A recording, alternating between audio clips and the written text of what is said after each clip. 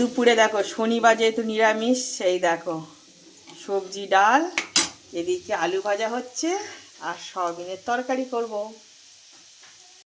সয়াবিনটাকে সিদ্ধ বসিয়ে দিয়েছি জলে একটু লবণ দিয়ে, আর এই দেখো সয়াবিনের আলু ভাজা হচ্ছে।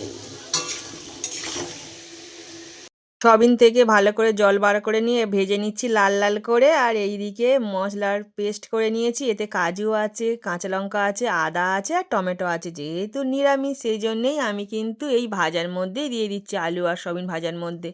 আর যদি এটা পেঁয়াজ রসুন হতো তাহলে তো তেলের মধ্যে দিয়ে আগে মশলা কষিয়ে নিতে হতো, তারপরে দিতে হতো। নিরামিষ হলে একদিকে এটাই সুবিধা আছে, শর্টকাটে হয়ে যায়। আর এখন তো কোনো কিছু শিলনোড়াতে আর বাটতে হয় না, শুধু সুইচ দিলেই হয়ে যায় তাড়াতাড়ি।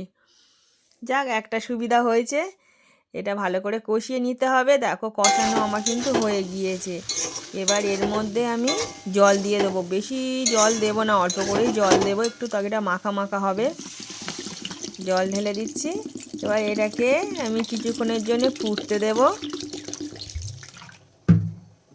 জল দেওয়া হয়ে গেল, এবারে ফোটার অপেক্ষা।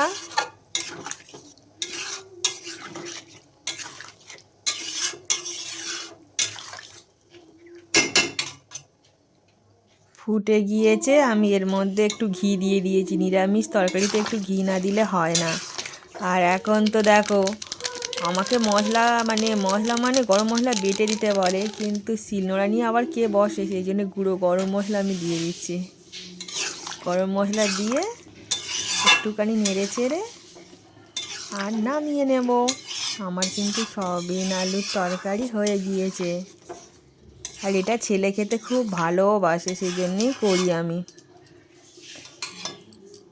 এই দেখো আলু ভাজা, ডাল আর সয়াবিন আলুর তরকারি, আজকে জোরদার খাওয়া। টাটা।